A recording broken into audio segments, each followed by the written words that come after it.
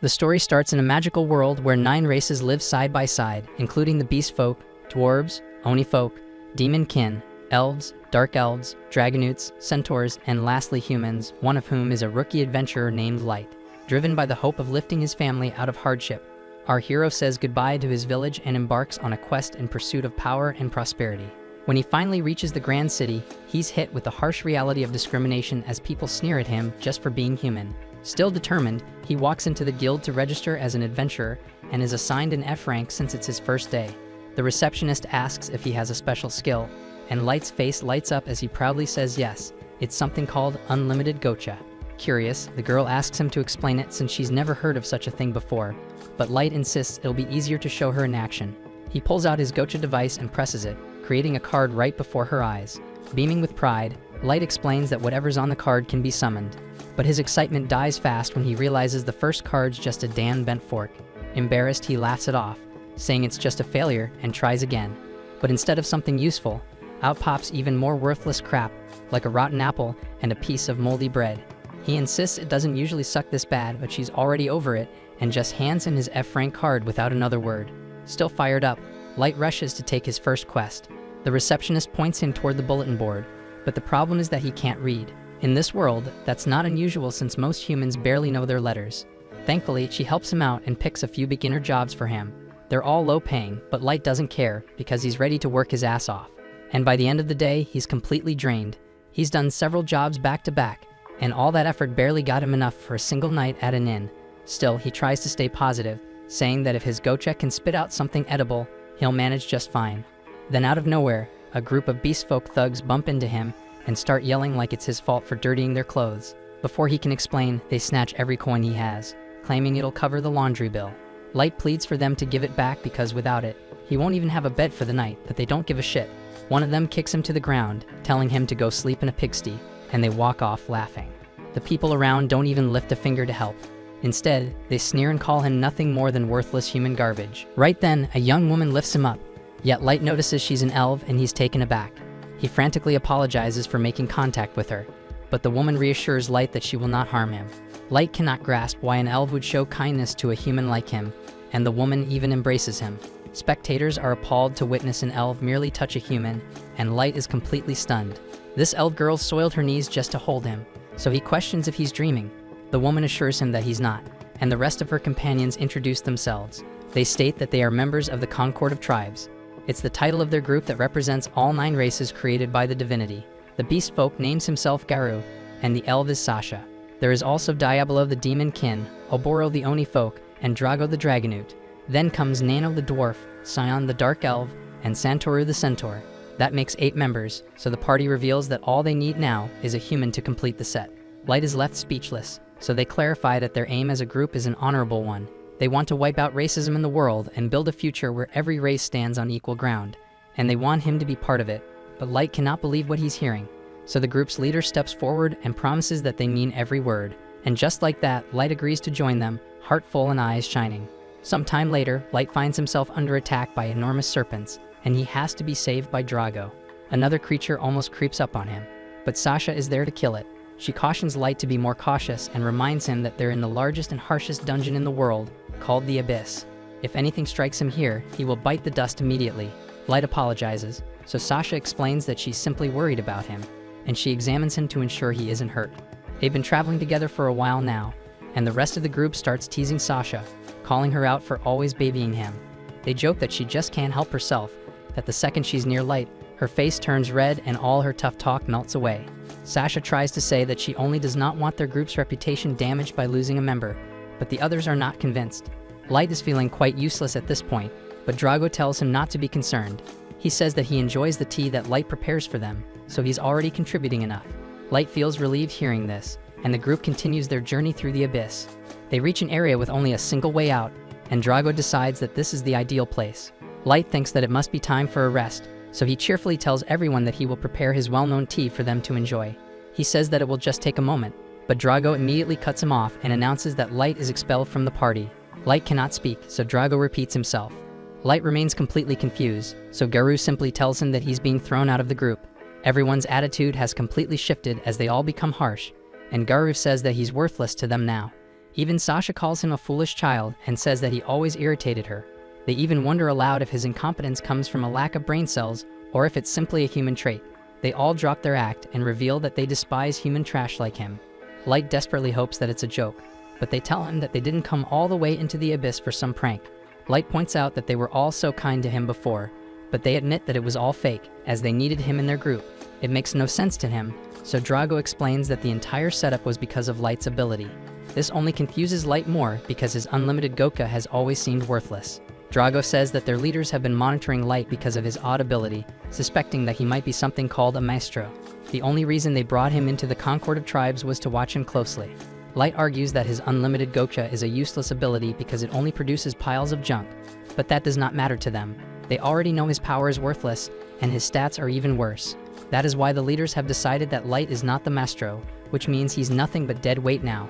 The others wish the higher-ups had decided sooner because they hated pretending to like him all this time. Light knows nothing about these leaders or the maestro, but Drago says he's heard enough. It won't matter anyway, as Drago declares that it's time to finish the damn job. Horror crashes over Light as he realizes he's not just being thrown out of the party because finishing the job means they're going to finish his ass off. That's when it begins, and Garou lunges forward, slicing across Light's face. His whole frame trembles as the brutal truth sinks in, and he bolts in panic. But escape isn't an option as the group tells him there's no way out. He couldn't survive even a single beast in the abyss, so they tell him to just accept his fate. Sasha makes it clear there won't be a chance to run, firing an arrow that pierces through his damn leg. Garou admits how much pleasure he gets from hunting humans, and Saan agrees, saying their freaking screams are like a sweet melody to her.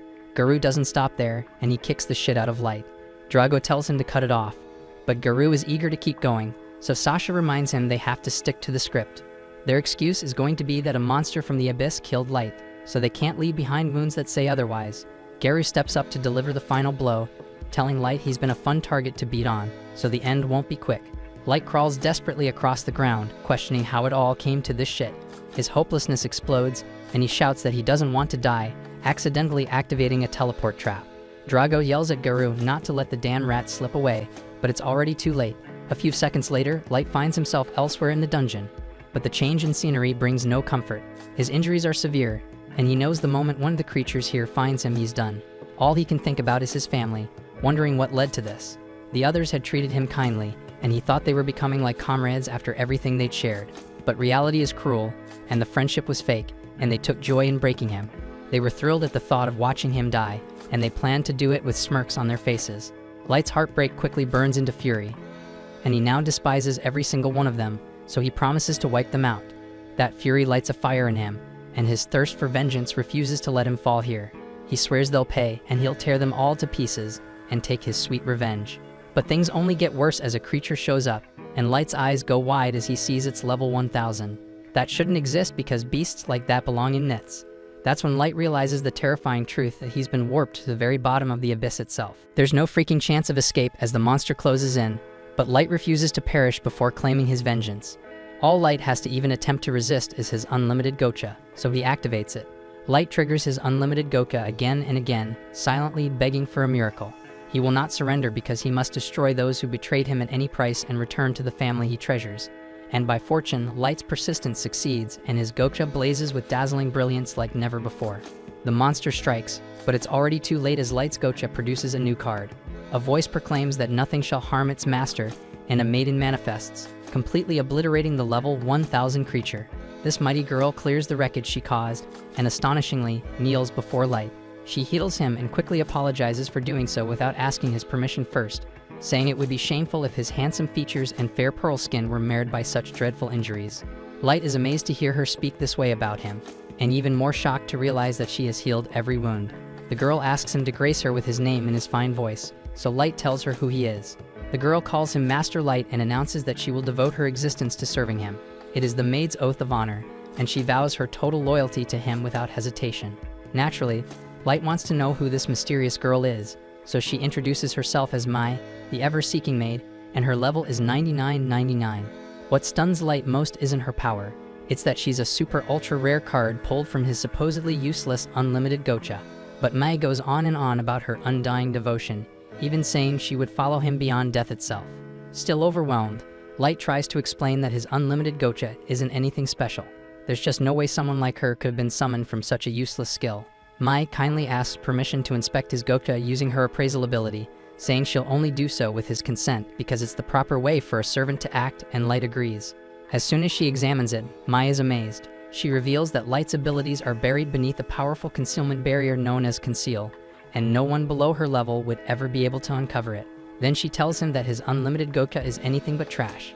It allows for infinite draws, and the quality and rarity of what it produces depend on the mana levels in the surrounding area. She lists the rarity tiers from highest to lowest: extra, super, ultra rare, triple as rare, double as rare, S rare, rare, normal, and at the bottom, error. Light doesn't fully understand the part about mana, so Mai breaks it down for him. She explains that mana is an invisible force that flows through everything in the world, but its concentration is weakest near the surface, which means the odds of pulling a super ultra rare like Mai up there are practically non-existent. But things are different down in this place. Right now, they're in the very depths of the dungeon, and the mana here is thick in the air. That means Light's chances of drawing rare cards improve dramatically at this depth. Mai has no idea what led him here, but she praises his courage for venturing this far below just to unlock the full strength of his unlimited gacha. Light, however, refuses to pretend he's some kind of hero. He admits that he would have never made it this far on his own. He explains how his old allies turned on him, how they slashed him, beat the shit out of him, pierced him with an arrow, and left him for dead. As he speaks, the memories overwhelm him. Tears come, but so does the rage, and he swears that he won't rest until every single one of them pays the price. Without warning, Mai gently wraps her arms around him and apologizes for the torment he's endured. She assures him that now that he has her at his side, serving justice to those traitors will be effortless. She then begs Light to give her the order to hunt down the treacherous ones and bring back their heads on stakes as tribute. Light takes a step back, not giving an answer, so Mai assumes it's because he has too much compassion in his heart, and tells him his enemies are beneath mercy. But Light replies that's not the issue.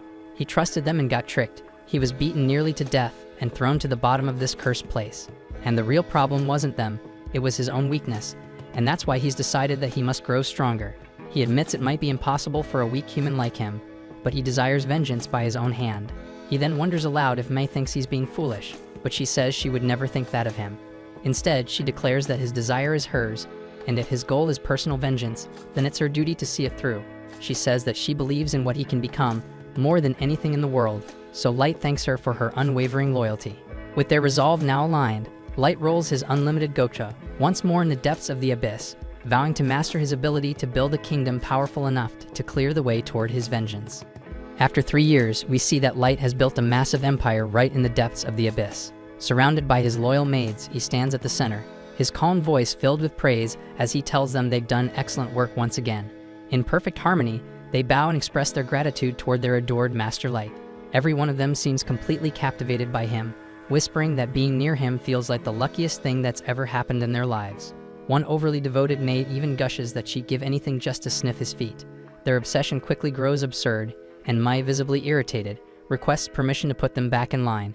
But Light just waves it off with an easy smile, saying there's no need because they're just showing loyalty in their own way, and allows it to pass. Then we see the true scale of Light's empire. Vast cities filled with bustling shops and countless citizens leading peaceful lives.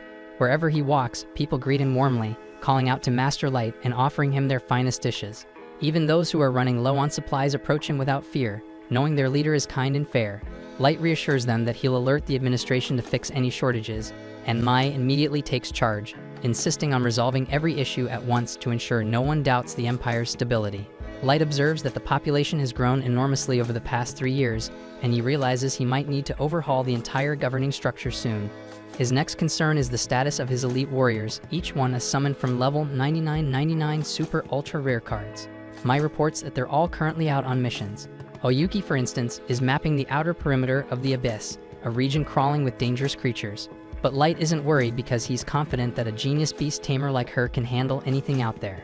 Next is Ellie, who's been hard at work developing new forms of magic aligned with Light's grand vision. He knows he's given her a lot to handle and hopes she isn't pushing herself too hard to meet his expectations. Then there's Nazuna, who's patrolling the castle as usual. She specializes in close quarters combat, making her the ideal bodyguard. Mai admits Nazuna isn't exactly the sharpest mind in the group, but she's easily the most entertaining to be around. Back inside the castle, Mai grows annoyed to find someone waiting outside Light's chamber, and it's Jack, the level 77 warrior. Mai scolds him for being too casual and reminds him to show proper respect to Master Light. But Light dismisses her concern and tells her it's fine, and he doesn't mind because he always thinks of him as his big brother. The two men step outside for some serious training, and Light warns that today, there will be no holding back. He declares the gloves are off, and immediately opens with a lightning-fast punch straight into Jack's stomach. Jack stumbles back, clearly impressed, but laughs it off because after all, there's a reason they call him the Iron-Blooded Barricade. Light's hit would taken out nearly anyone else, but Jack is built like a fortress. As their sparring session heats up, we cut to Nizuna making her rounds through the castle. She proudly informs the other maids that she's carrying out a direct assignment from Master Light, a critical patrol mission. The maids shower her with praise, saying they feel safer knowing someone like her is watching over them. Nizuna tries to remain modest, saying she's just doing her duty, even if her posture says otherwise. Not sure where to head next, Nizuna listens as the maids nervously mention a certain restricted zone they'd like her to check out. Turns out that area is none other than Light's bedroom, leaving Mai puzzled about why Nizuna's knocking there. Nizuna says she's simply planning to inspect the room, but Mai calmly tells her that Light's quarters are already tightly secured. But Nizuna hits back by pointing out that Light isn't even home right now, and more suspiciously, wonders what Mai's doing inside. Mai quickly claims she's just keeping busy, as all diligent maids should be, but Nizuna shrugs and lets herself in. Once inside, Nizuna begins to observe the surroundings. Something seems off. The bed is clearly ruffled, as if someone had been flopping around on it. Even stranger, there are impressions on the pillows like someone was lying down, kicking their legs and sniffing. Mai doesn't flinch and calmly says this is part of her specialized bed-making technique. She claims it's a top-secret method, not to be shared. Nizuna, completely convinced, gasps in admiration. She praises Mai's incredible skills and says she truly deserves her position as Light's first ever summon. But Nizuna didn't come empty-handed. She also delivers a message from the other maids. They're fed up with Mai monopolizing access to Light's room. The note says the maids demand fair cleaning rights, and that a formal petition has already been launched to remove Mai as head maid. They accuse her of tyranny and sign off the letter with a sharp "get wrecked." Nizuna offers to help however she can, but Mai politely declines, saying it's her job to handle this uprising herself. She thanks Nizuna for relaying the message and even slips her a tip, which leaves Nizuna beaming with joy. Nizuna immediately rushes off to splurge her reward money at a local vendor that just restocked with a fresh batch of irresistible treats. She refuses to waste her coin on anything average because what her stomach truly craves are those glorious milk and pancake sandwiches. With no hesitation, she shoves the snacks into her mouth, completely lost in flavor heaven, and that's when she stumbles upon Oyuki inside the castle. Confused, Nizuna asks why Oyuki is back so soon because she was supposed to be exploring the forest perimeter of the abyss. As always, Oyuki replies in a series of cat-like meows. Unfortunately for her, Nizuna doesn't speak meow the way Light does. Ever confident in her own brilliance, Nizuna attempts to interpret her cryptic words, but her guesses miss the mark entirely. First, she asks if Oyuki needs help chopping down trees to clear the scouting path, but the answer is clearly no. Then she wonders if Oyuki might have run into some kind of monster that was too tough to handle, but that's not it either. Nizuna eventually acknowledges that while Oyuki was summoned before her, she still looks older and stronger. So with full confidence, she tells Oyuki that if she's ever in trouble, she should feel free to rely on her. Tired of the guessing game, Oyuki finally drops the act and speaks normally, explaining that she completed the mission without any issues. She didn't encounter a single threat and came back simply to deliver her portion of the completed map. Back inside the castle, Nizuna finishes up her patrol with pride, though she's a little down that she hasn't seen Master Light all day. After making sure she's alone, she sneaks over and climbs onto Light's grand throne. She reflects on how effortlessly cool he looks whenever he sits there, and quietly wishes he were here now. But her fantasy is abruptly shattered when she accidentally snaps off a small piece of the throne's angel wing. In full panic mode, she slaps the broken part back on, hoping it stays, then bolts from the room in a full sprint. Meanwhile, out near the training grounds, Light and Jack are still exchanging blows, but eventually agree to wrap up for the day. While catching their breath, Jack comments that Light has practically mastered the art of turning his entire body into a weapon. But Light, as humble as ever, credits Jack for being a great teacher. The intense sessions have transformed Light into a powerhouse, and Jack admits that there are only a handful of beings in the Abyss that could even stand a chance against him now. The Abyss is home to the most fearsome creatures on the planet, meaning that if so few can rival Light down here, even fewer can challenge him on the surface. But Jack isn't saying this to brag. He's reminding Light of an important truth. Stronger foes still exist out there. Light takes the warning to heart, and he knows the surface world is full of unknown dangers, and he vows never to grow complacent. He'll survive no matter what it takes because his mission for vengeance still isn't over. In another room, Mai gathers the maids for a meeting, but they all pretend they have no idea why she summoned them. Mai calmly recites every word of the message they sent her, including the final, "Get wrecked" line. Instantly, the group starts apologizing all at once. None of them know what to say, so they scramble for excuses. One of them claims they were just trying to help because Mai is always so overworked, and the others chime in, saying their intentions were good. But none of that explains the last part of their note, and worst of all, they had the nerve to send Nizuna to deliver it instead of facing Mai directly. Their so-called unity crumbles in seconds as they start blaming each other, but Mai shuts it down, and she firmly rejects their request to be allowed inside Light's room. Instead, she assigns them a different task, cleaning the corridor that leads to the throne chamber. And just to drive the point home, she orders them to scrub it all manually, without magic or shortcuts. The hallway is ridiculously long, and the maids groan that it'll take forever. But Mai doesn't budge, and she reminds them that she'll be heading to the surface soon on a special mission for Master Light, so she expects them to keep everything spotless while she's away. Meanwhile, in the market, Nizuna stares dreamily at a sleek-looking weapon on display, muttering that she wishes she could buy something that cool. Ellie suddenly shows up behind her, surprised to find her hanging around the shop. Thinking Nizuna's probably there for sweets again, she's surprised to hear that Nizuna's just admiring a pair of battle gloves. Nizuna thought Ellie would be off doing field work or overseeing repairs like usual, but Ellie casually says she's on break today, and everything's running so smoothly, she actually has free time for once. Ellie suspects Nizuna's even more scatterbrained than usual, but Nizuna tries to prove her sharpness by proudly reciting multiplication facts, only to mess up right away. Ellie bursts out laughing, mocking her, and the two start bickering. Ellie smugly points out that Light trusts her with high-level tasks, crucial to his master plan for revenge. Unlike Nizuna and her adorably tiny brain, Nizuna claps back, saying her patrols are important too, but Ellie waves it off as nothing special. Then Ellie reveals she just had tea with Light to discuss strategic matters. She taunts Nizuna, saying next time she might even reserve a private room for their meeting. Nizuna instantly gets jealous, not over the conversation but the tea. She desperately wants to have tea with Light too. Ellie can't believe that's what upset her, but Nizuna just blinks confused because she doesn't see what else there is to be jealous about. So Ellie says there's something even more jealousy-worthy, something that should really light a fire under her.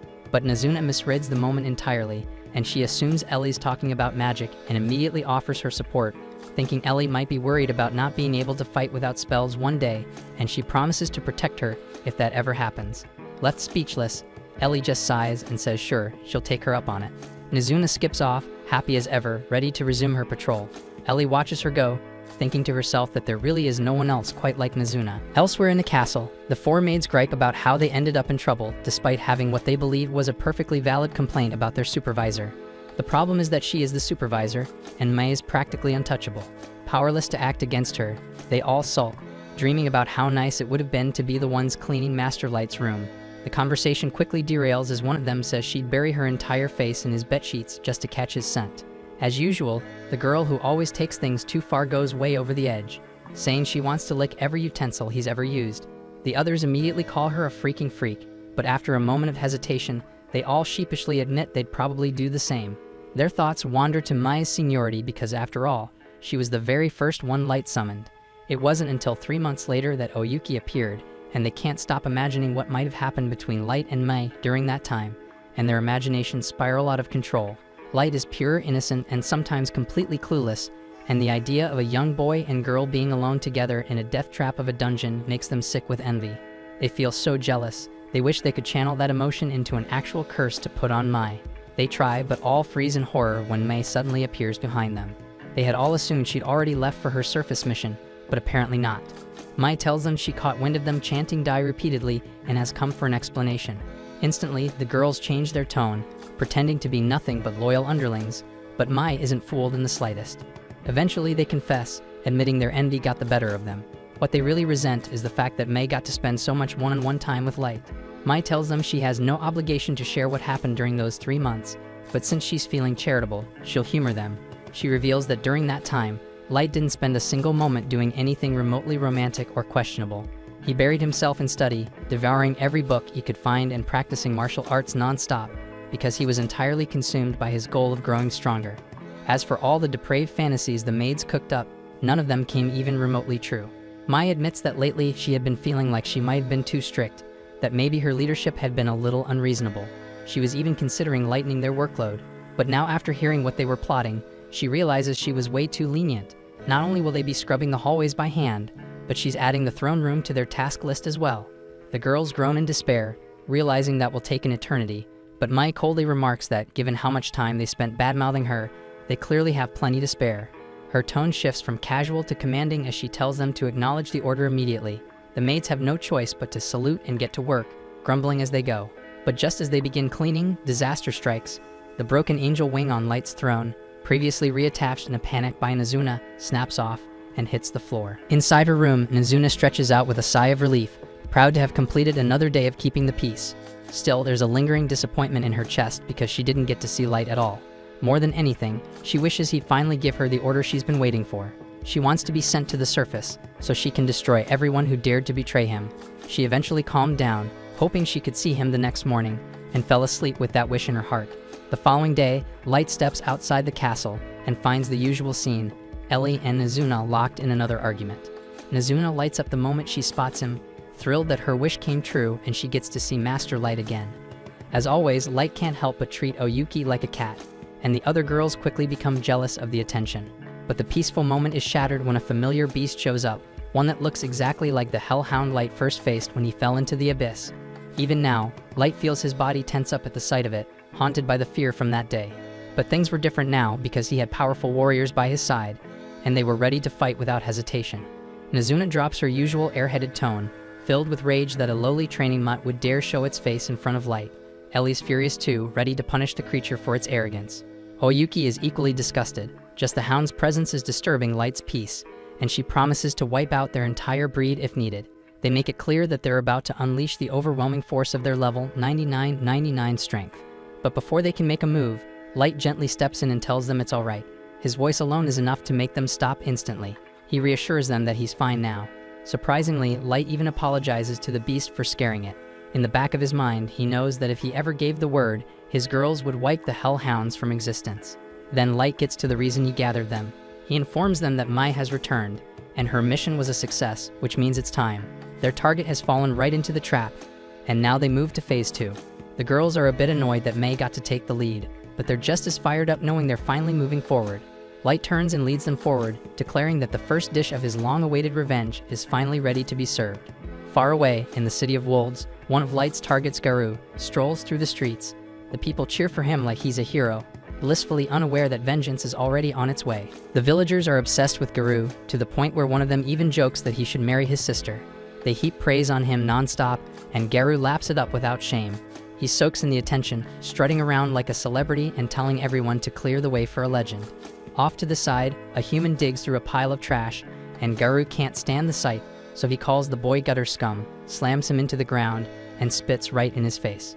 Like most beast folk, Garou holds nothing but contempt for humans, and he tells the boy to vanish and makes it clear he better never show up in front of him again. Later, at a local tavern, he confidently claims the best seat and instructs his entourage to order anything they like, boasting that he's been earning handsomely.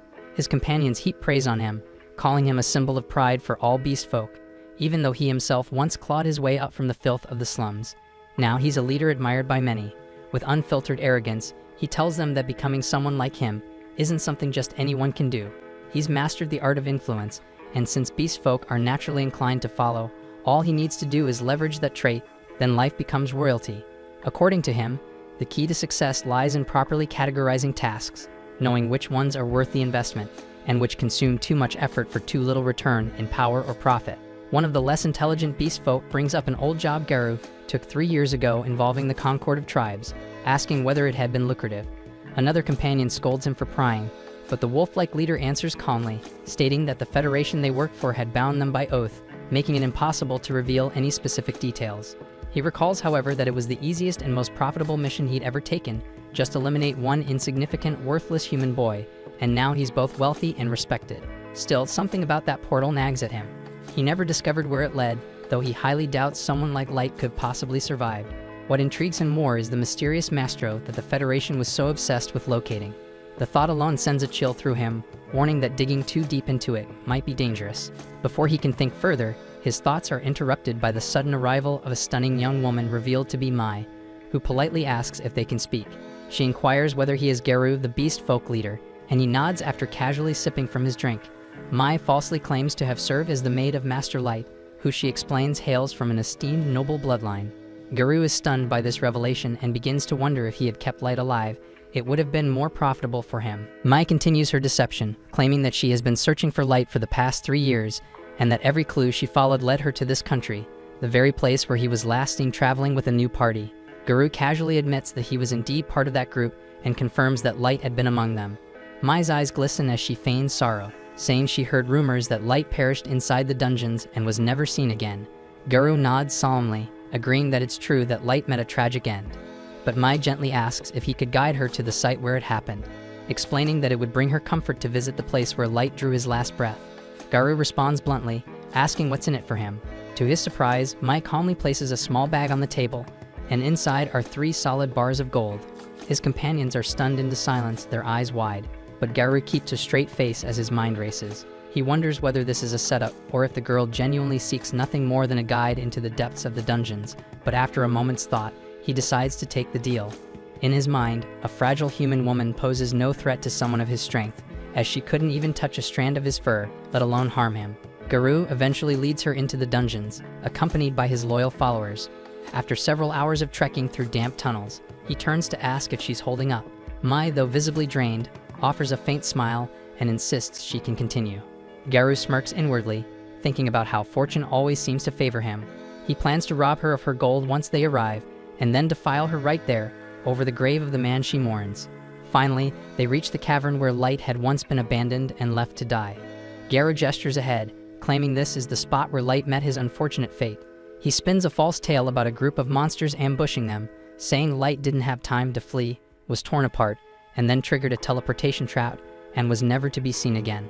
Mai collapses to her knees, tears streaming down her face, while Garou's thoughts turn cruel. He mocks how pitiful humans are, so fragile, so unaware of danger even as it closes in. His men subtly spread out, forming a circle and sealing off the only escape, while Garou continues his performance, pretending to lament that he tried to save Light but failed. Just as he prepares to strike, Mai's tone suddenly changes. Her voice hardens as she declares that only the most depraved creatures in existence could deceive someone as pure-hearted as Light, luring him into a filthy dungeon only to betray him. Her words echo sharply against the stone walls as she glances around, regret burning in her eyes, admitting that if she had entered Light's service even a little sooner, he would have never been hunted, shot through the leg, and beaten until he could barely breathe. Garou instantly senses danger and instinctively leaps backward, his mind racing with confusion about how on earth this woman knows such specific details. His followers glance around, clearly puzzled, unaware of the full weight of what's just been said. But Garou knows better. The only individuals who could possibly be aware of that event are either members of the Concord of Tribes or high-ranking figures from the nation's elite. He narrows his eyes and demands to know who she's working for, accusing her of being a spy dispatched by a rival tribe. She scoffs in response, boldly declaring that she serves no one but Light and that Garou is about to face her fury. The raw energy surging from her sends a shudder through him, which he finds deeply unsettling. He tries to reassure himself that she's nothing more than a worthless human, good only for being used and discarded. But the moment she locks eyes with him, a cold wave of dread washes over him. His instincts are screaming the truth that this is no bluff, and if he fights her, he's going to die. Just as Mai is about to strike, a calm voice echoes from the shadows, and it's Light's voice urging her to stand down, saying that he'll handle Garou personally. Garou's eyes widen, refusing to believe what he's hearing. But then Light steps forward into view, his tone almost casual, as if greeting an old acquaintance. He tells Garou he's come to settle the score from 3 years ago. Suddenly regaining his swagger, Garou bursts into laughter, claiming he never thought he'd see Light again. He mocks him for being a pathetic level 15 human, bragging that someone like him couldn't possibly stand against a level 158 raid boss. He sneers, saying he doesn't even care how the hell Light survived, but now at last he can slay him with his own hands and drag his corpse back as evidence. Light exhales softly, asking if Garou isn't at least curious about who Mai is, or how powerful she really might be. Garou shrugs it off, admitting that he has no clue about the true strength of this so-called maid, but he's absolutely certain that weak little humans will never measure up to beast folk like them. He boasts that all his men are above level 130, and that they'll crush them with overwhelming force. Without further delay, he gives the signal to attack. 2 of his subordinates rush toward Light at full speed, weapons drawn, ready to strike him down. But in an instant, Mai intercepts them, appearing before they even blink. Their heads fall cleanly to the ground in the same spot, while their bodies collapse in silence. She coldly warns that anyone who dares to threaten Light will lose their life, but Light calmly instructs her to fall back and block all the exits because this time, he wants to have a little fun himself. Garou's men start to lose their nerve, unable to comprehend what they'd just witnessed. But Garou quickly tries to get them back in line, brushing it off as nothing more than a cheap parlor trick she pulled, nothing real. Light looks at him and asks if he still honestly believes humans are weaker, if it ever crossed his mind that humanity might be the most powerful race of them all. Garou bursts into laughter, proudly flexing his level as if that ends the conversation. But Light calmly responds, saying that a level is just a number and it means nothing when it comes to true strength.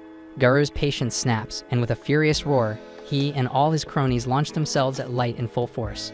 But to their shock, Light doesn't flinch and stands as still as a mirror's surface. Then, in an instant, he erupts into motion, parrying every strike and flooring each of the beast warriors in flawless succession. One by one, they crash to the ground, dazed and breathless. Light steps toward Garou and asks him again if he still thinks humans are weak, but Garou, consumed by pride, refuses to accept defeat. Gritting his teeth, he pushes through the pain, vaults back to his feet, and shouts that no human could ever rival him. Determined, he pulls a glowing magic crystal from his pocket and slams it onto the floor, summoning his familiar, an enormous level 500 wolf monster. Light watches calmly and asks if that's truly the best Garou can do, but Garou assumes he's stunned into silence and mocks him, urging him to start begging. Light doesn't budge and tells Garou to go ahead and strike, promising not to take a single step from where he's standing. Enraged, Garou commands his beast to unleash a blast so devastating it could obliterate an entire city block. The explosion rocks the dungeon and a cloud of dust swallows everything. But when it clears, Garou's expression freezes in disbelief. Light stands exactly where he was, untouched, not even a scratch marring his robes. Light smirks, mocking him for giving that overblown attack such a grand name when all it did was stir up a little dust. Garou is too stunned to reply, and now his men are visibly trembling, some barely able to hold themselves together. With a quiet confidence, Light announces it's his turn. He reaches into his coat like he's in the middle of a duel and pulls out a card just like in a trading card game. He plays the legendary level 9000 ultra-rare card, the Primal Wolf Divinity. The divine beast materializes behind him, radiant and ethereal, leaving the beast folk dumbstruck. Light gives a simple command, eliminate Garou's familiar.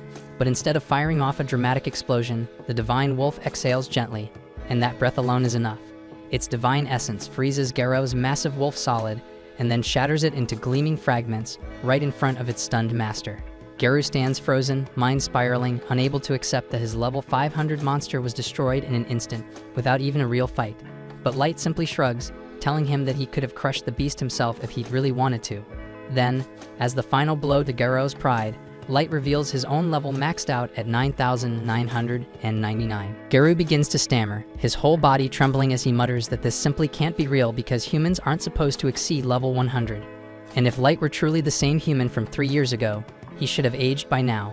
Light calmly explains that he wears an age ring to halt his physical growth, a reminder of who he was and the day he was betrayed by the lowest form of filth to ever walk the earth.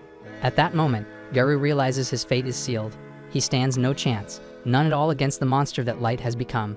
Knowing he's as good as dead, he does what any coward would. He drops his weapons and falls to his knees, begging for mercy. He pleads that it wasn't his fault, claiming he acted under orders from the Federation. With a trembling voice, he insists that he never intended to harm anyone, that his subordinates were the ones who came up with this entire plan and dragged him into it. His underlings stare at him in disbelief because this is the same man who was bragging about his power and dominance just this morning, and now he's bowing his head, begging for forgiveness, even offering to serve as Light's pet if it would spare his life. Light, however, remains indifferent, and instead he asks what the Maestro truly is and why the government is so obsessed with finding him. Garou answers honestly that he doesn't know, only that they were told the Maestro was likely a human. Light's tone hardens as he asks why they chose to kill him once they believed he wasn't the Maestro. Garou quickly prostrates himself again, swearing that he has no idea, that they were simply following orders. Light's eyes shift toward the other beast folk, demanding to know if any of them possess real information. In a desperate bid to survive, they all start shouting that they do. But Mai's special eyes flare with power, exposing their lies. Without hesitation, she cuts them down where they stand, their blood splattering across the cavern floor. She coldly declares that anyone who dares to lie before Light will meet death by her hand. Light turns back to Garou and asks if he believes there's anyone strong enough to challenge him should he decide to wage war on the surface. Garou admits the truth that Light's power is beyond comprehension, enough to crush nations single-handedly. But he adds that if the nations unite and unleash the weapons they've been developing, even someone like Light might face difficulties. especially with only a maid by his side. Light smirks and tells him he wants to show him something. With a flick of his hand, he casts teleportation magic, transporting them straight to his own throne room. Garu's sanity nearly snaps the instant he arrives. His mind can't process what he's seeing, an army so vast and terrifying that the weakest among them is level 1,500, while 4 maids stand at level 9,999. The rest range between 6,000 and 9,000, each radiating divine power. Garu can't speak, and a single tear slips down his cheek as the horrifying truth sinks in. Light could erase the entire planet in the blink of an eye. He isn't just powerful, he's a walking apocalypse. And Garu can only tremble as he wonders what will happen when that deity finally decides to go to war. The next morning, Light heads back to his hometown with the hope of reuniting with his family and bringing them back to his dungeon city. But when he arrived, that hope quickly turned to despair. Before him lay nothing but a wasteland of shattered ruins and decaying corpses. The village had been completely wiped out roughly 6 months earlier by unknown attackers, leaving no trace of life behind. Determined to at least give his loved ones a proper farewell, Light began sifting through the rubble, searching for any remains he could lay to rest. To his immense relief, none of the bodies matched those of his younger siblings, which gave him a faint spark of hope that they might still be alive somewhere, but his parents hadn't been so lucky. Gold, noticing the weight of the moment, asked if Light was holding up, acknowledging how difficult this must be to process, but Light assured him he would manage. Right now, their focus had to remain on the current mission, so he requested Gold and Nemumu to assist in gathering as much intelligence as possible. While it had become clear that their military strength was formidable enough to rival the world's major powers, rushing headfirst into conflict would be reckless. He wanted detailed information about the capabilities of each nation. Moreover, Light suspected that the destruction of his village was directly linked to rumors of him being a maestro, so he was determined to uncover what a maestro truly is and why such a title would warrant so much bloodshed. And if it turned out that all this devastation was the result of a few power-hungry elites chasing influence, then he vowed to reduce the world to ashes and personally force the culprits to swallow the aftermath. Gold sympathized with Light's anger but cautioned him to control his fury in public. The aura he was emitting could easily kill an ordinary person on the spot. Light apologized for his lack of restraint and equipped an item called the Fool's Mask to suppress his energy and conceal his identity.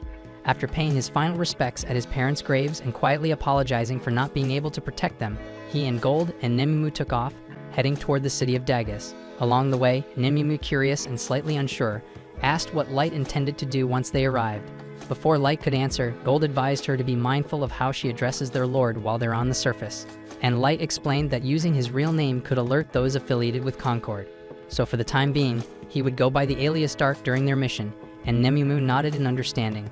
As for his plans in Dagas, Light informed her that he intended to register as an adventurer under the name Dark, and by rising through the ranks, he hoped to gradually gain access to valuable information from the upper circles within the guild. After a short while, Nemumu spots the city of Dagus on the horizon.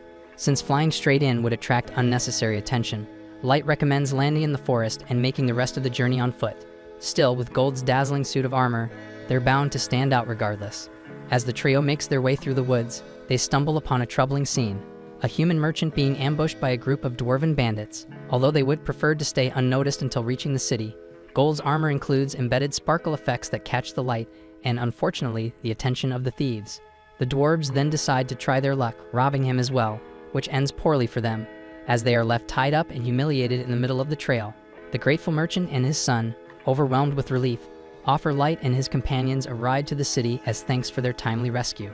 During the trip, the boy can't stop talking about how incredible Gold was in battle, admitting he'd never seen anyone take down dwarves with such ease. His father guesses they must be a well-known team of adventurers, but Light clarifies that they haven't even registered yet. Surprised by the response, the man tells them that if they are serious about becoming adventurers, Dagus is the ideal place to do it.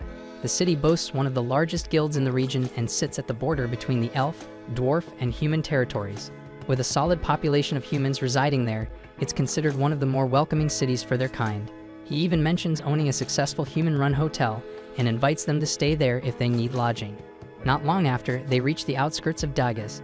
Light asks Colonel to drop them off at the city gates, as they prefer to walk the rest of the way on foot. For Gold and Nemumu, this is their first time setting foot in a surface city, and they quickly take note of the many storefronts selling armor and weaponry. Light explains that it's no surprise because this place is filled with adventurers, and with the nearby dwarf kingdom known for its blacksmithing prowess, it's only natural that their goods are sold here in abundance.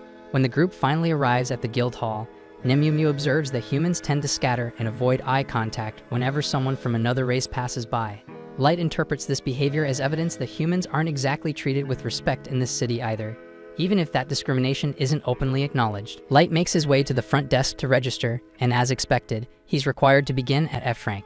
That means he'll need to complete a few entry-level quests later on to raise his status. But before handling any of that, securing a place to stay takes priority. Recalling that Colonel mentioned owning a hotel, Light decides to head there with the others. Colonel is visibly surprised to see Light again and asks how he can assist him, and Light explains that he has a rather specific request. He would like to rent out the entire top floor of the building, and under no circumstances should anyone, staff included, be allowed to enter.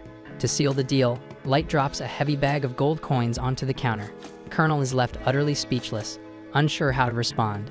Light offers to pay even more if needed, but Colonel quickly assures him that this is already 10 times more than necessary. He also says he can't accept such an extravagant sum from the man who saved his life earlier. However, Light remains firm in his decision, and eventually Colonel accepts the generous offer and promises to prepare the rooms immediately. Not long after, Light and the group head upstairs. Once inside, Light takes out several perception-blocking spell cards and activates them throughout the room, ensuring that no one can eavesdrop or spy on them. Finally able to let his guard down, he pulls up a chair and sits, taking a moment to rest. As he settles in, Nemumu speaks up and says that while she understands Light is incredibly strong and has chosen to become an adventurer here to gather intelligence, there's always a risk that he could be injured on the surface. She believes it might be safer for him to return to the dungeon city and let the rest of them handle matters on his behalf. Although Light is generally a calm and considerate person, Nemumu's suggestion hits a nerve. To him, it sounds like she's trying to sideline him from his own mission of revenge, like she thinks he's not capable of carrying it out himself, so that implication infuriates him. Nemumu immediately realizes her mistake and drops to her knees, begging for forgiveness, but the damage has already been done. Light's expression turns deadly, and for a moment, it looks like he might actually harm her. Sensing the rising tension, Gold steps in, laughing lightly to ease the mood. He tells Light that Nemumu simply doesn't grasp the emotional weight behind revenge, and he explains that Light intends to carry out his vengeance with his own hands, no intermediaries, no delegation, and that's something truly noble to stand behind. Hearing Gold's light-hearted jab brings Light back to his senses, and he realizes that he may have let his emotions spiral out of control. He kneels down and apologizes to Nemumu, admitting that he overreacted and understands her words came from genuine concern for his safety. Nemumu, however, insists that she was the one in the wrong for speaking out of turn, so she pleads for the chance to renew her vow of loyalty. Although Light doesn't think such a gesture is necessary, he agrees to honor her request. With care, Nemumu lifts his foot and presses her lips to it. In this world, a kiss to the foot is the ultimate sign of deference and respect toward one's sovereign. Still, Light has never been fond of this custom, especially recalling how awkward it felt when all of his subordinates lined up to perform the ritual when he first summoned them. Even Gold can't help but comment that the whole thing is a bit odd, especially since Nemumu seems to be enjoying it far too much. The following day, Light and the others set out toward the dungeon. As they stroll through the city streets, they quickly draw attention. Gold, clad in radiant armor, sparkles like a walking treasure chest, and Nemumu's striking beauty turns plenty of heads. As for Light, the only remark people seem to have is that he looks strange in his mask, but that only adds to his enigmatic dark persona, so he isn't bothered in the slightest. When they reach the dungeon entrance, they find a long line of people waiting to get in. Gold quickly notices something odd. There aren't any elves present. So Light explains that the elf and dwarf kingdoms are currently locked in a territorial dispute over ownership of this particular dungeon, which has led them to avoid crossing paths. Nemumu compliments Light on always having an answer for everything, which he appreciates, though he raises an eyebrow and asks if she really needs to stand that close.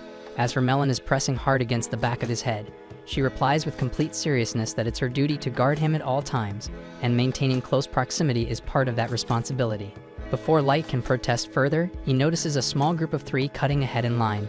The shortest one is likely a servant, while the second appears to have received moderate combat training. But it's the man in front who truly catches Light's eye. Despite the oversized weapon slung across his back, his movements are sharp, deliberate, and practiced, signs of a seasoned warrior. The surrounding humans hesitate to confront him, likely afraid of provoking a deadly response, but Light has no such fear. Stepping forward, he calls out the elf for his rudeness, stating plainly that cutting in line is unacceptable. The elf immediately bristles with rage when he realizes a human had the audacity to speak to him. He reaches for his sword, clearly ready to escalate the situation, but the elder accompanying him quietly advises that it's not worth causing a scene over something so trivial. After a brief pause, the warrior reluctantly agrees and moves to the back of the line. but as he passes by Light, he leans in and coldly warns him that he'll come to regret showing such disrespect. Once the elf is out of sight, the surrounding humans begin to cheer for Light, applauding him for standing up to the arrogant bully. The kids from earlier even return to personally thank him, having finally mustered the courage to approach. Light tells them there's no need to thank him because he simply acted out of self-interest, but the children remain sincerely grateful nonetheless. Right then, one of the kids curiously asks Gold if his armor is really made of actual gold, since everyone nearby has been wondering the same thing. Before Gold can respond, Nimue steps in and explains that his armor isn't made of gold at all, because if it were to be far too soft to offer any meaningful protection. The boy starts to ask if Gold just wears it for show, but his friends quickly stop him, realizing that might come off as rude. Still, Gold takes no offense. With a grin, he proudly admits that he absolutely wears it for attention, because no color better reflects the shining example he strives to be as a knight. The conversation shifts as the kids ask if this is Light's group's first time venturing into the dungeon. Light confirms, but also wonders aloud how they guessed. The children explain that this floor is usually reserved for more experienced adventurers due to the high entrance fee, and most who enter come prepared to camp inside. And since Light's team didn't bring any visible gear, it was pretty easy to tell they were new to this specific dungeon. Right then, a guard calls for the next party to proceed. The kids wave goodbye and dash off together into the dungeon. Watching them disappear, Light and the others consider whether they should start carrying fake equipment. Even though all their actual supplies are stored inside an item box, it might be worth the effort just to avoid looking like total newbies. A short while later, it's finally their turn to enter. For Light, this is the first time he's stepped into a dungeon that isn't the Abyss. Dungeons are saturated with mana that grows more potent the deeper one goes, often spawning monsters, traps, and even entire ecosystems. In essence, the inside of a dungeon functions as a world of its own. Once they reach the first floor, Light casts concealment magic over the group, shielding them from detection, and with that, they begin flying together toward the second floor. At the same time, the elf from earlier is furiously venting his frustration on a pack of orcs, unable to accept that a mere human had the gall to speak to him so casually. His name is Keto, and he loudly declares himself a legendary hero of the elf kingdom, boasting that the blood of a maestro flows through his veins, making him deserving of reverence. He mutters bitterly that such humiliation would never happen if his level weren't currently so low.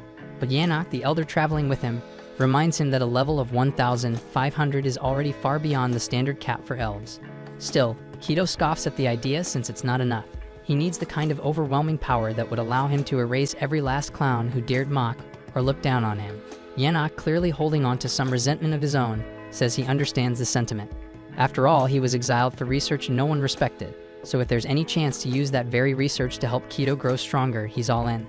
Back on the other side of the dungeon, Light and his team have already made their way down to the third floor, having just cleared out a massive horde of orcs. Light suggests it's a good time to head back since they'd gathered more than enough proof of their strength for the guild. Plus, that last battle left him a mess, and he's eager to clean up. The moment Nimue hears that, she eagerly volunteers to wash every damn inch of his body once they return, but the fool Light doesn't even respond. As they make their way back up, Light and the group spot the kids from earlier and descend to meet them. But before they can say much, a loud commotion erupts from deep within the forest. In a sudden burst of chaos, dozens of wolves come charging through the trees. The kids quickly panic and tell Light they need to fall back because there's no way they can take on that many enemies. But Light calmly tells them that the wolves aren't the real danger here because something far worse is coming. And a moment later, the ground trembles and a towering quad-scything mantis bursts into view. The kids freeze in stunned disbelief at the sight before them. The mantis monster species was believed to have been eradicated 10 years ago, and they're clearly in no condition to take one on by themselves.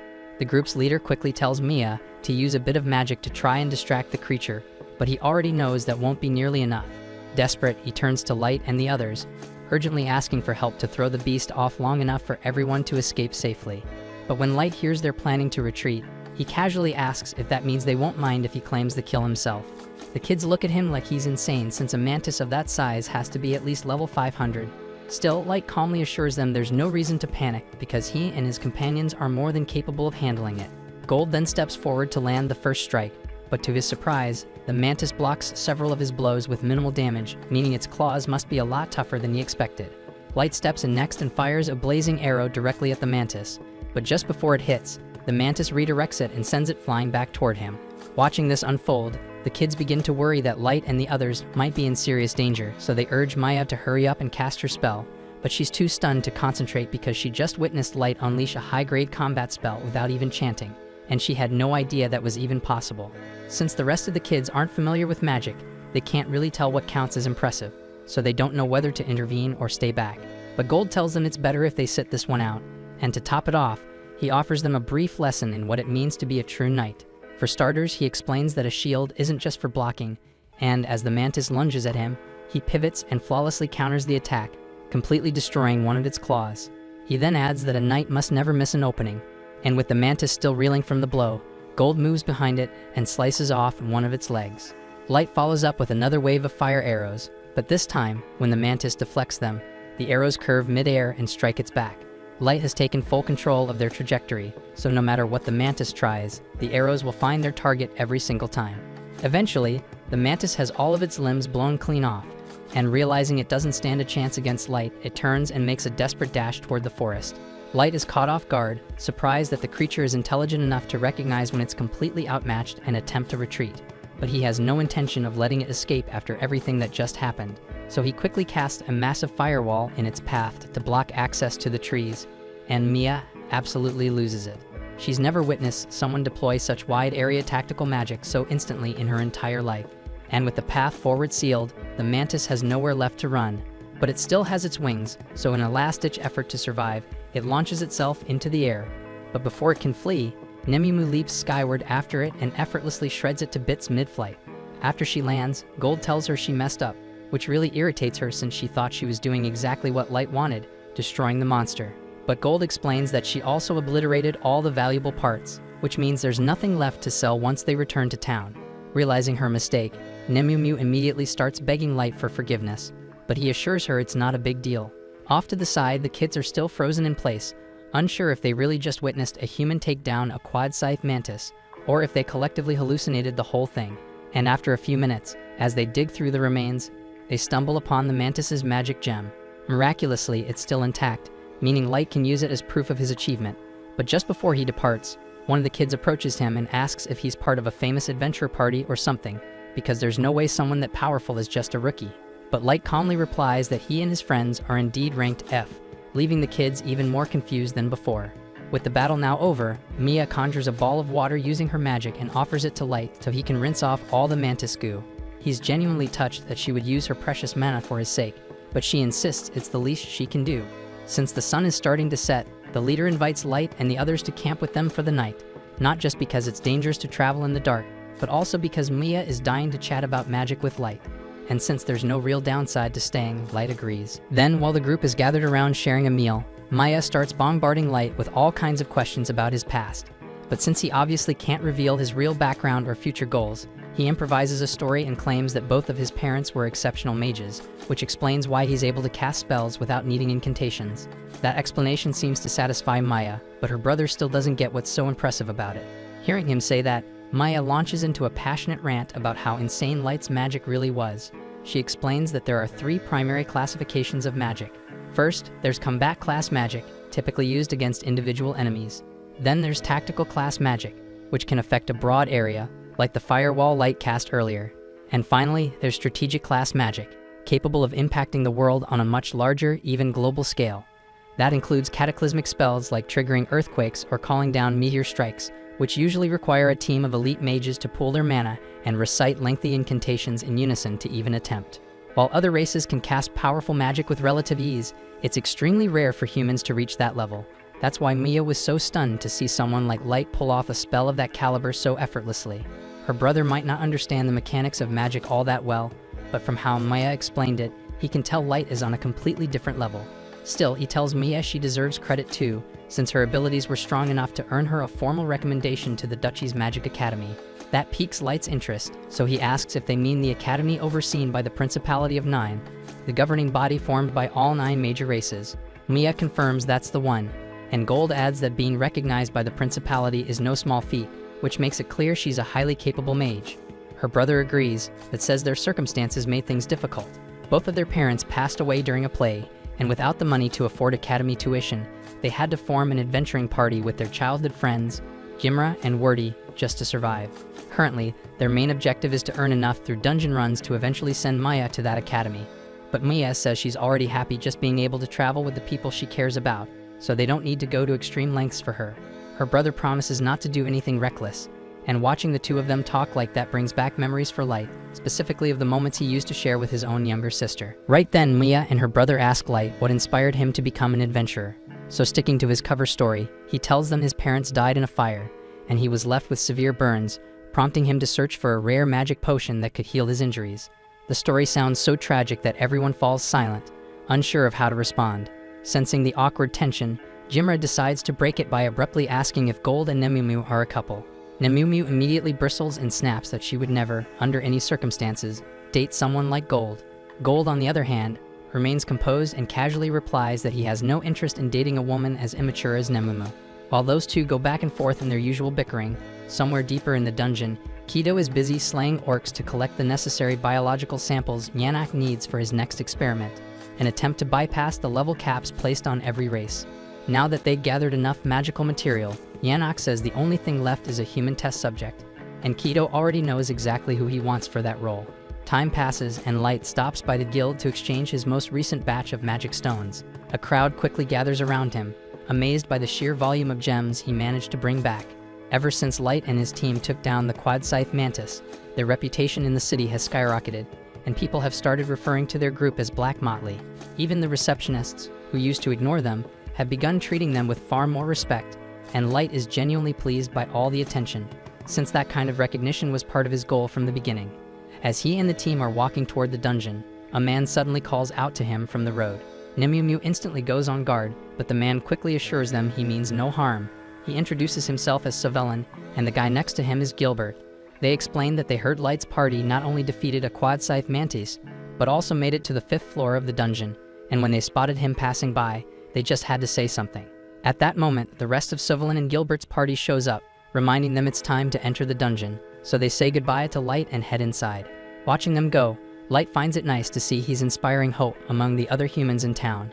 However, not everyone is thrilled, since many from other races are openly envious of Light's growing strength and are convinced he's a fraud. Light expected as much though, but if they're not going to accept his achievements willingly, then he'll just have to make them recognize the truth by delivering results they can't ignore. And once he steps into the dungeon, Light informs Gold and Nemumu that he plans to return to the 5th floor today. But before heading down, he notices the same group of kids from before and decides to drop by and greet them. Maya and the others are surprised to see him again.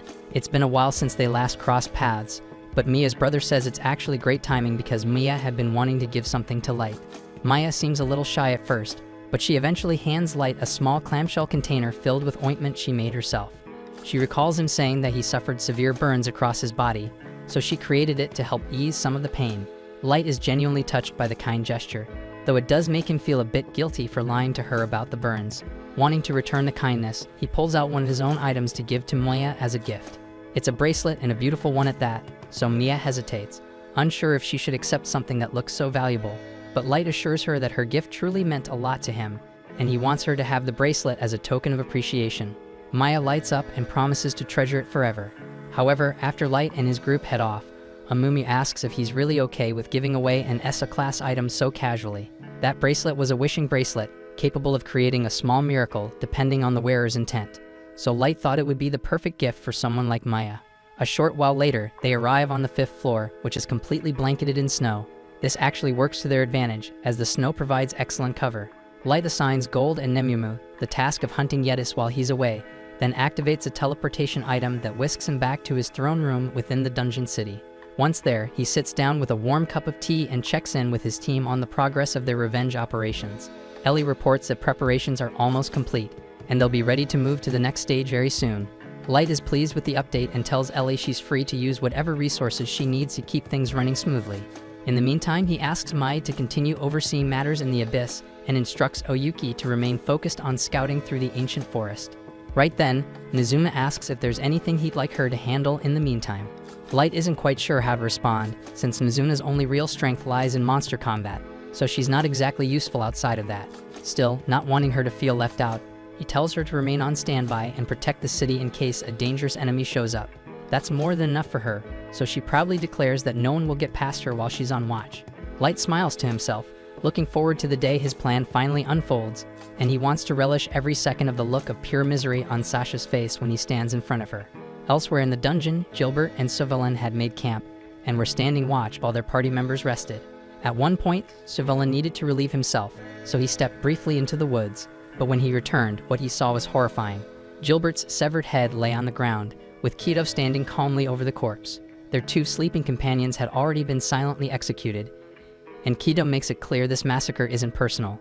It's fueled entirely by his deep-rooted hatred for the human race.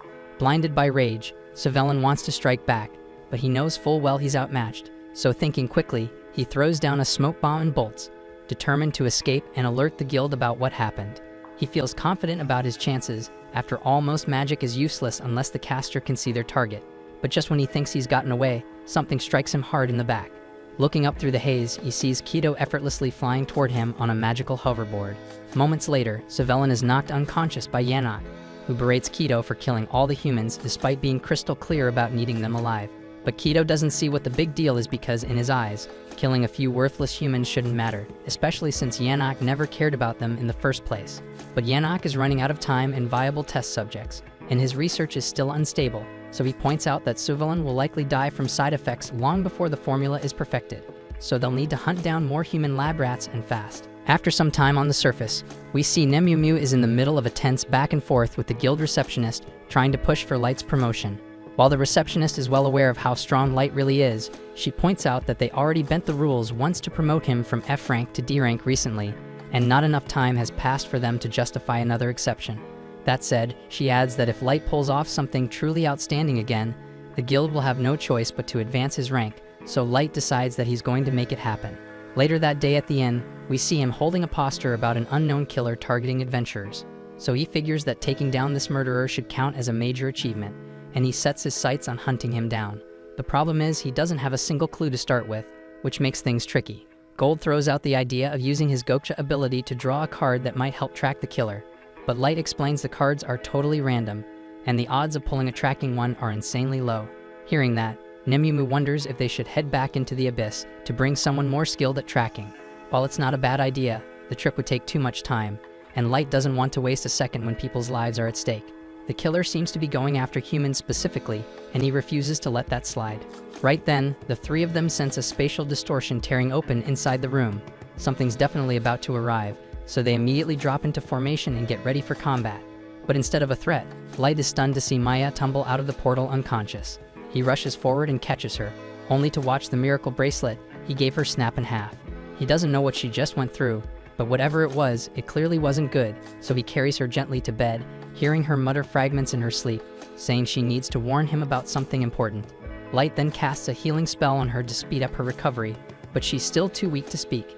With no other choice, he quietly apologizes and prepares to read her mind. Using a high-level spell, he dives into her thoughts and is suddenly hit with a vivid memory, Maya and her team coming face to face with another party of human adventurers. The second party gave them a serious heads up that there were reports going around about an adventure killer on the loose, and from what they heard, his targets were strictly human. The kids had heard whispers about it before, but they figured it was just some wild beast causing trouble. Still, thinking about it now, no regular monster would go after humans specifically. That realization made Mia uneasy because she knew full well that their team didn't stand a chance if they ever crossed paths with that killer. The other party felt the same, which is why they were in a rush to leave the dungeon. But before they took off, they told the kids that sticking around was a bad idea, and until someone puts that psycho down, this place isn't safe for human adventurers. The kids didn't take that warning lightly, and they agreed to head back up right away, but since they hadn't planned for such an abrupt exit, they were already feeling drained. Still, they had no choice but to push on, even as night fell, because stopping meant risking their lives. And just their luck right then, they hear Yanok's voice echo through the dark, warning them that it's dangerous to be wandering around so late. None of the kids had any clue that these two were the killers they were so desperate to avoid, so Mia, not suspecting a thing, suggests they warn them too. They let Yanok and Kido know that there's been a string of murders happening in the dungeon and advise them to get out while they still can. Kido and Yanok thank them for the tip, and for a second, the kids feel relieved, thinking they must just be regular adventurers too. But then Yanok casually starts complaining that he should have cleaned up their last ambush better, since all this chatter has made human adventurers more cautious, and now they're avoiding the dungeon. That single sentence hits like a brick wall, so the kids freeze in horror as it dawns on them that they're standing face to face with the very murderers everyone's been terrified of. And Kido looks like he's enjoying every second of watching their fear sink in. The group is paralyzed with fear, but they quickly understand the truth. There's no way all of them can make it out alive, so the three boys draw their weapons and yell for Mia to run, ready to hold him off with everything they've got. Kido is visibly offended that mere humans would believe they could take him on, so when Mia's brother charges at him, he casually slashes him across the chest without a shred of hesitation. He does the same to the other two boys as well. They're not dead yet, but their injuries are so devastating that they're barely hanging on.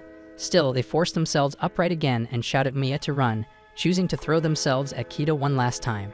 Their persistence only angers Kido further, so he decides he's done playing around and goes in for the kill. Yanok shouts at him, furious that Kido just ruined his chance to use the boys as test subjects. But Kido snaps back, saying he's not about to let anyone who dared to disrespect him live, because fighting back like that, trying to protect someone, it's revolting. And he adds that Yanok can still perform his experiments if even one or two of them survive. Yanok admits that a magician does make for a valuable research subject, but he argues that those two boys could have been equally useful, so Kido swears he won't kill any more lab rats from here on. Still, before Yanok starts working on Maya, Kido wants to teach her how to crack a watermelon, because he's got needs that need satisfying. Yanok refuses to take part in that grotesque act, so he just tells Kido not to kill Maya and turns away in disgust. Maya is shaking in terror as Kido looms over her with sick intent, but before he can do anything, her brother miraculously staggers to his feet and screams at her to run. Yanok is astonished that the boy is still breathing with wounds like that, exactly the kind of resilience he needs in a subject, so he orders Kido to make sure the boy is taken alive no matter what. The boy's body is nearly shutting down, but he doesn't care. All he's thinking about is giving Mia a chance to escape. He screams at her one more time to run, and even though she doesn't want to abandon him, she realizes this might be her only window. So with Kido briefly distracted, she turns and sprints away. The moment Kido notices she's escaping, he gets ready to chase after her, only to be intercepted by Ilio's desperate attack. Elio doesn't stand a chance of hurting Kido, but the move is enough to stall him and buy Mia a few extra seconds. Kido is itching to finish off Mia's brother once and for all, but Yanok reminds him yet again that he needs the boy alive, so Kido restrains himself from making a fatal move. While Ilio staggered in place, his lips moved in a whisper, running through every strategy he could think of to buy Mia more time. His thoughts drifted back to a lesson he picked up from Gold during their first encounter. Gold had told him that while most people see a sword as a weapon and a shield as defense, true combat relies on creativity. The ability to surprise your opponent is what turns the tide of battle. That advice echoes in his head now, so Elio hurls his sword straight at Kido. Thinking this was the actual attack, Kido leans back to avoid the blade. But while he's focused on the sword, Elio charges in and slams his shield into Kido's jaw, sending him crashing to the ground. That was all he had in him, but it landed and Elio feels a flicker of pride. Even if this is the end, at least he got in one clean shot. Kido, stunned and furious, can't process the fact that a human actually struck him.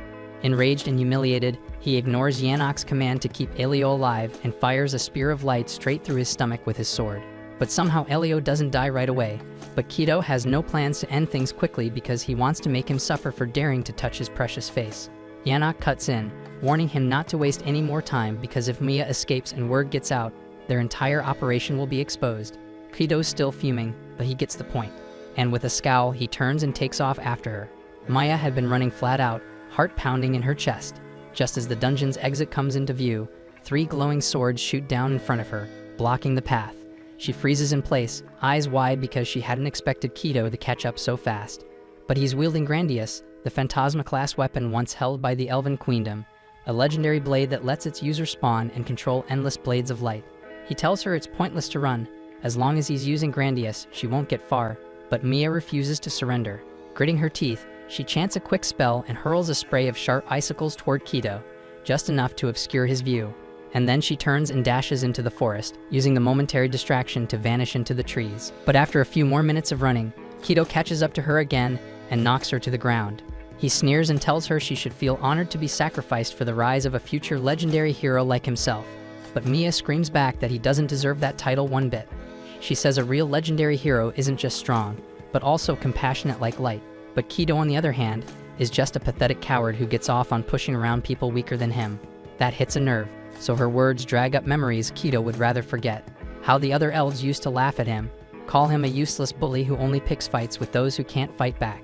That humiliation was part of why he got exiled from Elven society, but instead of taking the blame, Kido convinced himself that everyone else just failed to see how amazing he really was. Consumed by rage, he loses control again and completely forgets about keeping Maya alive, so he raises his weapon to finish her off. Maya knows she won't survive the blow, but she still refuses to give in. She's desperate, mentally scrambling to find some way to reach light, to cry out for help. and that's when the bracelet finally activates. Back in the present, after witnessing what Mia and the others went through, Light is seething with fury. Without hesitation, he turns to Gold and Nemumu and tells them to gear up, because he's about to bring hell down on those elves. Meanwhile, deep in the dungeon, Yanok is doing everything he can to heal Elio, but from the looks of it, his body is way too far gone. The damage is beyond repair, and Yanok is genuinely frustrated because losing such a prime test subject feels like a huge waste. Then Kido walks in, and Yanok immediately demands to know whether he managed to catch the girl, but Kido shrugs and says he lost her. Yanok starts freaking out because he can't believe what he just heard, and he starts questioning how the hell Kido gets outsmarted by a human girl. Kaido snaps back that it's not his fault because how was he supposed to know that she could vanish into thin air? Yanok's mind races, refusing to believe it, but the evidence is there, and somehow that girl had access to teleportation magic or items, so there's no denying it now. Which means they're in serious trouble because if Mia tells the guild what went down, it won't take long before word gets to the Elf Nation. And once they find out Kido stole the Grandiose Sword, they'll be coming for him no question. Worse yet, the Elf Nation won't just send anyone. They'll send the head knight himself, a warrior said to be around level 3000, with his entire personal guard ranked no lower than 2000. In short, if that happens, Kido, and by extension Yanok, are as good as dead. Their only chance at survival now lies in testing Yanok's experiments in hopes of making Kido powerful enough to go toe-to-toe with the elite Elven Knights. But just as they're preparing to leave, Light suddenly appears and calmly tells them they're not going anywhere. Kido immediately recognizes him as the same guy who called him out for cutting the line when he first entered the dungeon. But what truly throws him off is how a human managed to sneak up on him without him sensing a thing, especially considering he's level 1500. Light's expression drops when he sees Jimra and Wordy lying motionless on the ground. He's too late to save them, and the best he can do is gently shut their eyes and whisper an apology for not arriving sooner. Meanwhile, Gold rushes over to Elio and lifts him up. He still has a faint pulse, which means there might still be hope. Light focuses and channels a healing spell into Elio, then turns back toward Kido and demands an explanation. Actually, no. He immediately corrects himself because he doesn't care about their twisted reasons. The moment they made his friend suffer, they sealed their fate, and Light swears by his name that they're going to feel a level of agony so intense, they'll beg for death to come early. He then turns to Nemumu and Gold and tells them to stand back because this is something he wants to handle alone. Kaido meanwhile is completely insulted by the idea that a low-tier human dares to think he can take him on solo. He's had enough of being mocked and defied by lesser beings, so he promises to savor every second of tearing Light apart. But the moment he launches his first attack, Light stops it cold with his staff, and honestly he's a little underwhelmed because he expected more from Kido. And then Light slams his staff forward, nearly knocking Kido unconscious.